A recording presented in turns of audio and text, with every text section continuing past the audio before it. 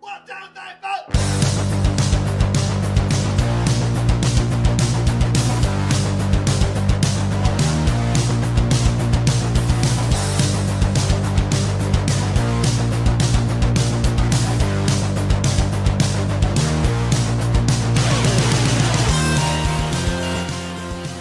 And hello there, all you Stay Tuners. Welcome back to another episode of Stay Tuned Sports.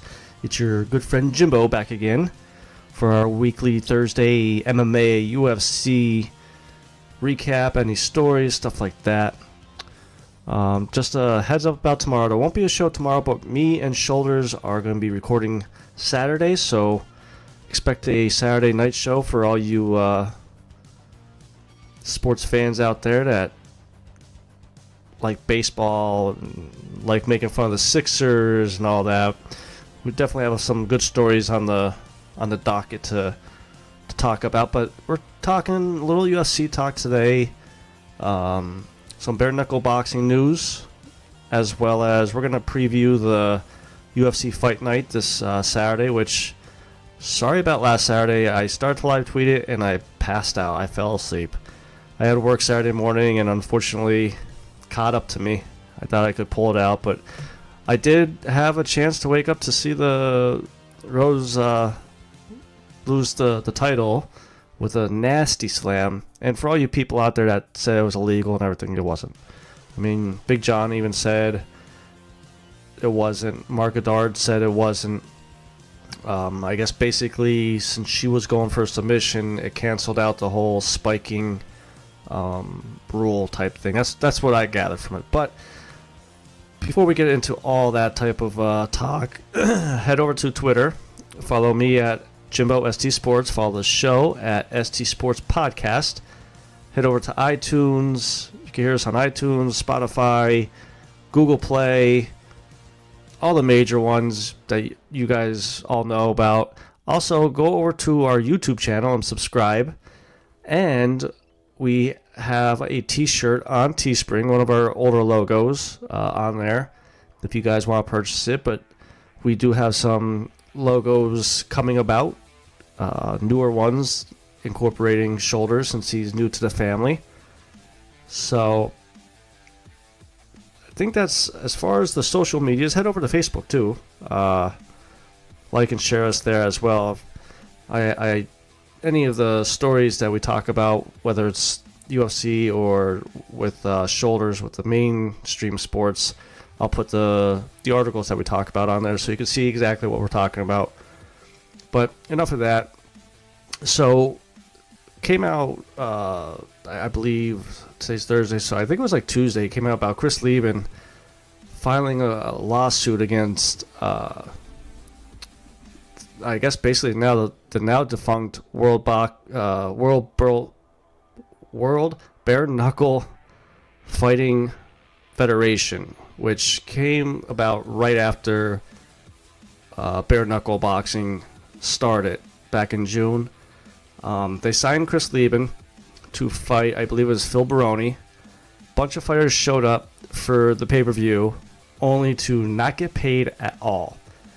Now, this company was owned by Tom Stinkowicz, and the president actually was Boss Ruin from the Pride days back in the, I guess it would be like the early 90s. That was before I really got into UFC and Bellator and all of them. But very well known, and he was actually in the movie with Kevin James, the one that he was a school teacher that turned into an MMA fighter. I actually thought it was pretty funny, but I think some people took it too serious, I guess, maybe. And maybe that's why I didn't really do that well. But anyways, so Chris Leben has been trying to serve the president, or the owner, Tom Stinkowicz, legal papers to sue him, and he's trying to sue him for $90,000. I mean, I want to know what is he charging for? I mean, even if he makes $20,000 for the fight, where's the other 70? I mean, I know he's not making $70,000, but either way, Chris Leben should be paid. I mean, all those fighters should be paid. And Chris Leben was on a podcast, MMA podcast, when he was talking about this situation. And they asked him, do you think Bas Rutten knew about this, or how much of the whole situation do you think Bas knew, and this and that? And he said that he's known Bas for 20 years. I've always had a great relationship with Bas. Best case scenario, Bas knew we weren't going to get paid in a timely fashion before we all flew out to fight in Wyoming, because the bank account was suspended before that, and he knew it. Worst case scenario, he knew we were never going to get paid at all. Now, I'm assuming that the bank account got suspended because this owner is going to jail now for, let me see here, bank fraud, I guess. Basically, he borrowed $2.5 million, and the people that he borrowed it from thought it was going to go towards something else, that he was going to invest it in something else, but he only turned around to spend it on the promotion, which, again, he spent it on the promotion. You couldn't pay your fighters, or at least give something up front. And I think this was the same car like Johnny Hendricks was on. I remember a big fiasco. The cameraman 2 days earlier, pulled out, so they brought like college kids in to do the productions and stuff like that. It was a big disaster right from the get-go. But kudos to all the fighters. I mean, they showed up, they put the fights on, only to get screwed in the end and not get paid. And the even more effed up part about this is, according to Leben, Bas Rutten is still behind in supporting the owner. This is almost a year later. None of these fighters got paid. And Bas is still behind this guy. Now, I'm not saying Bas should come out and pay all the fighters out of his own pocket and this and that, but at what point do you just say, listen, dude, you screwed these guys over. I can't support you no more. I need to separate myself from you. Like I said, he had a very good career in Pride. Very talented. And I'm not saying this situation is going to destroy what he was back in the day or anything, but kind of makes him a little shady in a way, if you ask me. I mean, like I said, he sees these fighters aren't getting paid. A year later, still haven't got paid, and you're still supporting this guy who's going to jail for bank fraud. So all the strikes are against this owner, and you're still, he's a good guy. He just came into some bad times and troubles. Dude, wake up. I would love to know why you want to stand behind a crook and guy that loves screwing people over. I mean, did he give you the $2.5 million? Maybe that's what happened. Boss needed some money or whatever, and this owner said, screw these fighters, I'll just give you the money. So, I mean, it's still an unfortunate situation that's still ongoing for, Chris Leben and the fighters that fought that night.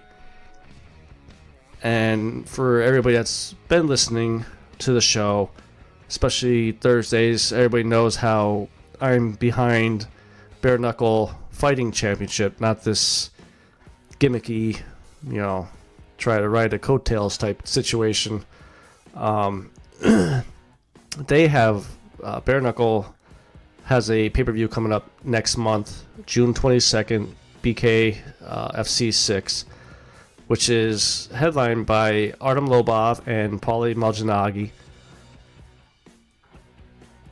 We have Johnny Bedford, I believe, is confirmed to be fighting, which if Johnny Bedford's fighting, it's got to be Reggie Barnett fighting in the final for the, I forget what division they're in.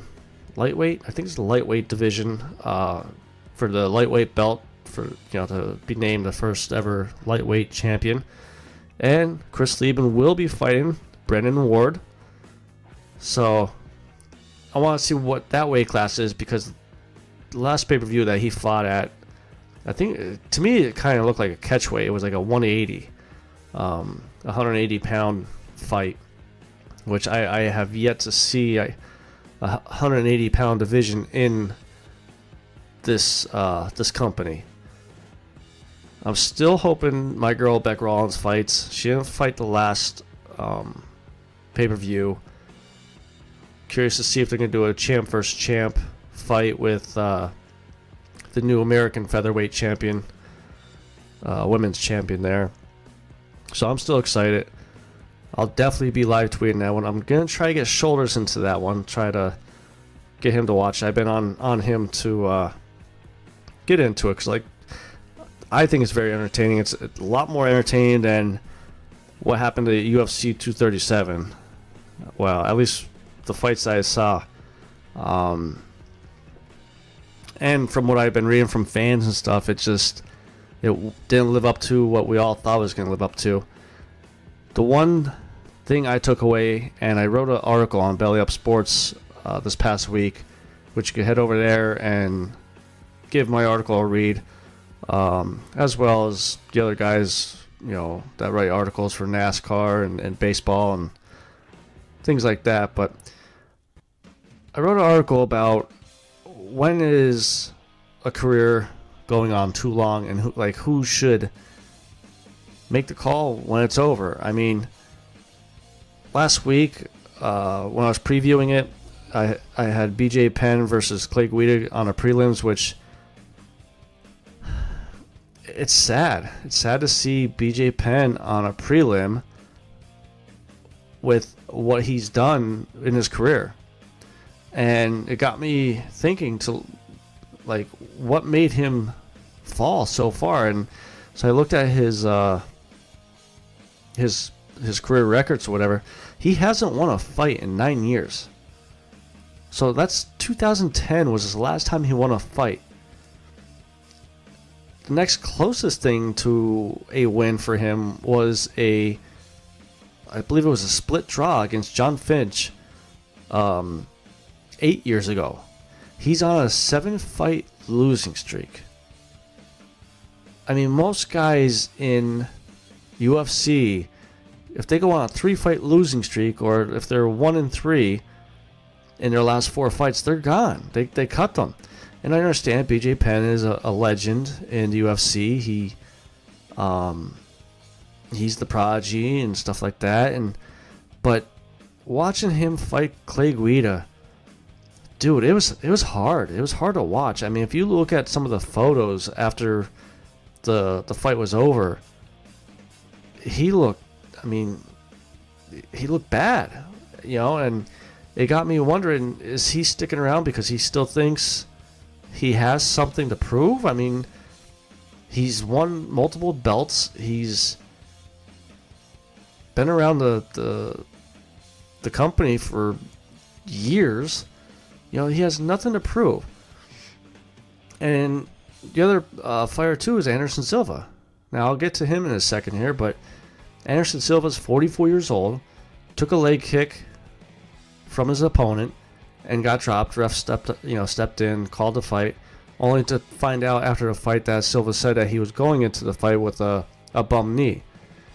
I know that these fighters love to fight for the sport and love the sport and all that, cliche type stuff that they say, but at what expense? I mean, do you want to be Muhammad Ali in the next 15 years, shaking and have brain damage and everything like that? I put a poll up on our Stay Tuned Sports Twitter, and the 3 options I gave was who to blame. Is it UFC and Dana White? Is it the Fighting Commission, or is it other? Which I really should made other be fighters. And thanks to you fans that did vote for other, basically said that they blame the fighters. The fighters should be the ones to call it a career. I slightly blame UFC Dana White, But I mostly blame the fighting commission. These guys are the guys that hand out licenses to say, okay, you're capable mentally and physically to fight. You know what's going on, this and that.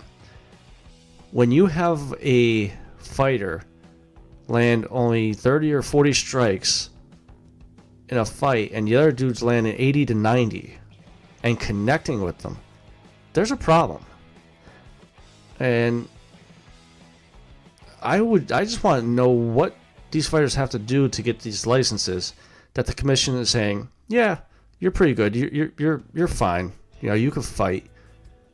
I mean, I know it was a movie, but the movie Balboa, when Rocky was trying to get the license for the exhibition fight, and they kept denying him because he took so much damage over the years.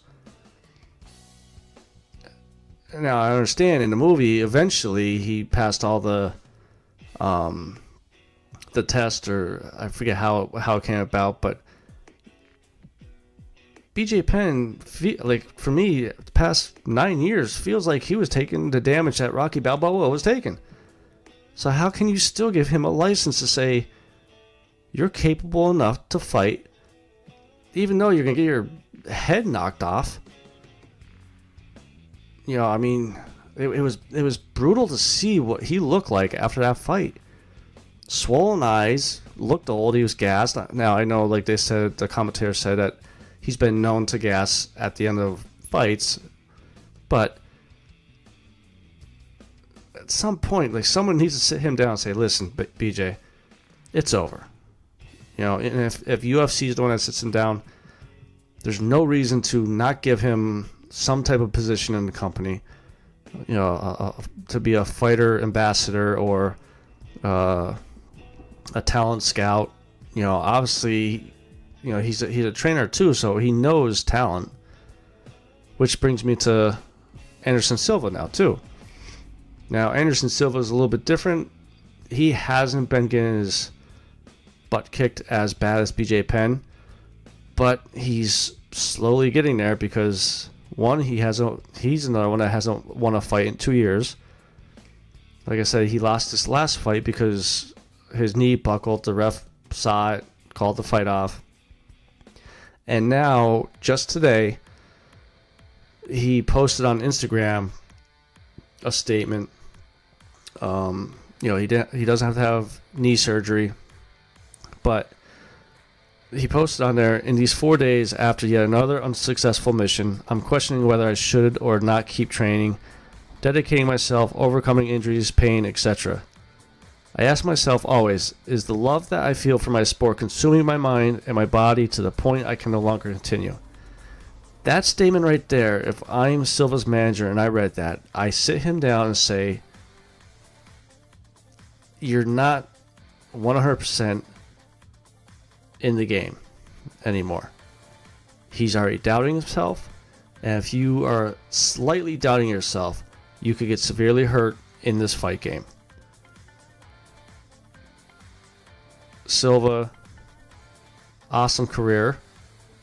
He moved up to 205 to fight Forrest Griffin, and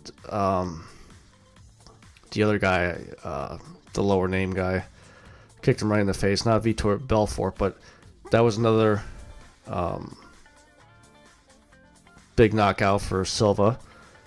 I hate to see these guys in the next 10 to 15 years not know their own names because they have CTE or whatever new brain damage will be out there at that point. I really think the Fight Commission should look into their testings and figure out a more strict way to allow fighters to fight that may not be capable enough to fight anymore or defend themselves, I guess what I'm getting at. And it's just sad, like I said, these two legends of the sport, just like I said, the sport, I mean, not just UFC, everything they've done, Silva helping bring in UFC down to Brazil, having pay-per-views down there now. BJ Penn helping put Hawaii on the map for MMA. You know, it's tough to watch them fight anymore because of how bad they've fallen. Now, moving on, we have UFC Fight Night this Saturday. Now, the past two events that UFC threw on, I thought the card looked good. I thought it was going to be exciting. Both turned out to be... They both were sleepers. Looked at this card. We got Rafael dos Anjos versus Kevin Lee. There's only really two fights that I'm interested in, which is, like I said, the RDA fight and Megan Anderson versus Felicia Spencer. Everybody else, they're okay. So I mean, maybe that's why it's on a fight night and not a regular pay-per-view. But just to run down the fight card, we have, like I said, for the main event, we got Rafael dos Anjos versus Kevin Lee. Then the co-main event is Antonio Carlos Jr. versus Ian Henzik. Then we also have a women's featherweight bout between Megan Anderson and Felicia Spencer. A welterweight bout with Derek Krantz versus Vicente Luque. A lightweight belt. I mean, this one might be okay. Charles Oliveira versus Nick Lentz. Two very good fighters. And then we have another lightweight to kick off the fight. Davey Ramos versus Austin Hubbard. So, starting with that fight, I'm going to go with Austin Hubbard. The unfortunate thing with some of these fight nights, like I said, for right around the whole John Jones pictogram thing is when I kind of tuned out of UFC for a little while. So some of these fighters probably were coming in around then or were on prelims before there where I didn't really watch them. So some, it's hard for me to pick these guys until I get really back into it. But I'm going to go with Austin Hubbard, kind of a close my eyes pick here. And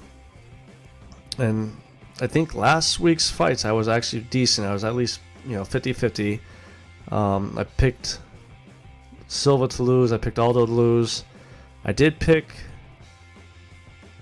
Jessica to beat Rose, and it was opposite of what I thought was going to happen. I thought it would be a close fight, but Rose was actually dominating her till she got slammed on her head. I mean, it was brutal though. But so after the Austin Hubbard fight, we have Charles Oliveira versus Nick Lentz.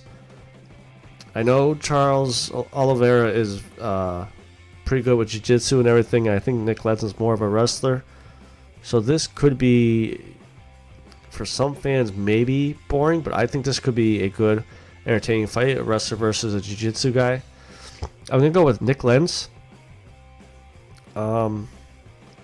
I think he's going to pull. I think it's going to be a decision, though. I think this fight may go the whole fight.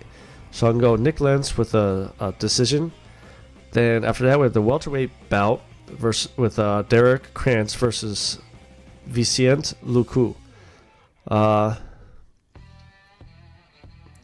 think I've heard of Derek Krantz, so I'm going to go with him just because, again, I don't think I've heard of Luque.